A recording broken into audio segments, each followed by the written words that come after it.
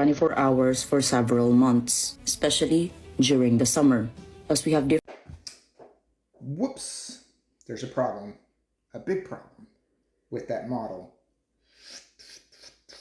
It doesn't match observed reality, and it's based on assumptions and no data. So let's talk about it. So we're going to get to a visual aid in just a minute to explain some of the things I'm talking about. But quite simply, you have to look at it like this. This video only told a story. There's no evidence, there's no data, there's no measurements, there's nothing that we can actually verify to see if any of this stuff said is true. It's just photos, and at the end of the day, I can make photos all day long. But specifically with this app or apps that they're trying to show, it just doesn't work because it has so many assumptions into it and nothing is based on any actual verifiable data. And what's really silly about this is this Firmament Tracker app is based on Walter Bislin's model, and the person that created the app has been called out by Walter Bislin himself as somebody that took his data, took his model, and manipulated it or whatever, and then claimed it as their own, which I think is a very, very bad thing to do. And if you are backing somebody that is doing that and you're saying that it's okay to do what this person did, then you're probably not a very good person either. Now, I'm not implying that. I'm just basically saying be very careful with who you back and who you present evidence from, because they may be a very disingenuous person. And if you're presenting disingenuous information from a disingenuous person, then you may be considered also disingenuous by society. So the main issue here with this Firmament Tracker app is the actual position of the sun. There is nothing anywhere that says where the actual position of the sun is on this app, right? They're just putting a sun somewhere and then saying, well, in the sphere, its apparent position is here, but its actual position is over here. But there's no evidence that says that the actual position of the sun is actually physically there. So let's look at a visual aid, and this will kind of help understand what we're talking about here. So first of all, what I find really funny is everybody just blindly believing that this is actually true. Like, none of the flat earthers have actually scrutinized this model to see if there was any problems. They just blindly said, oh, look, it works and it must work, and because it must, and blah, blah, blah, and yada, yada, yada. And there's been no verification. Even the person that's posting this video, I'm pretty much positive that they did no verification of any sorts. So this is from the Firmament Tracker app, and I took some screenshots here. You can see there's different screenshots at different points in time from my location. Now here is the biggest problem here. So let's start off at this position, right?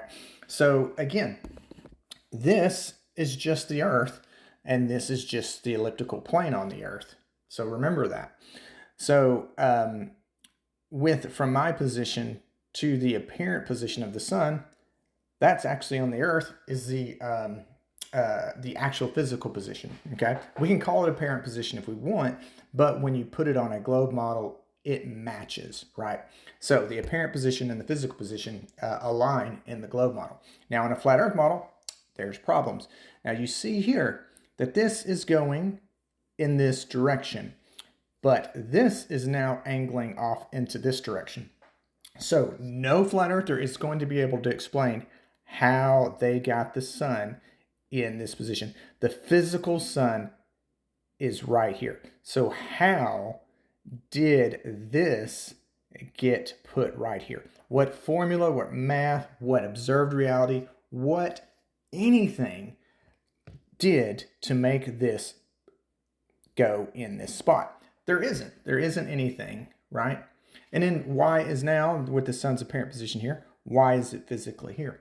Why is it now outside the lower tropic right here? So there's a bunch of just assumptions being made. And I think this is what's really silly about it. All of this is in this regard. Now, on all flat earth map apps, you're going to get some accuracy, but only at solar noon. Only at solar noon. So you see this is north, right? So this is about 180 degrees south.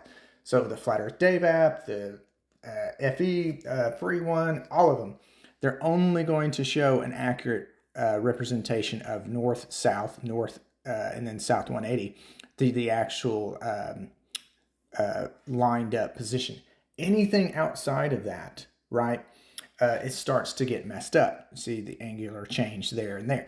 There's no anything explained that makes this do this, right? Because what they're doing is they're using Bisland's map, or his flat Earth dome model, using heliocentric data to be able to do that. So probably what's really happening here, again, doesn't have any elevation to it.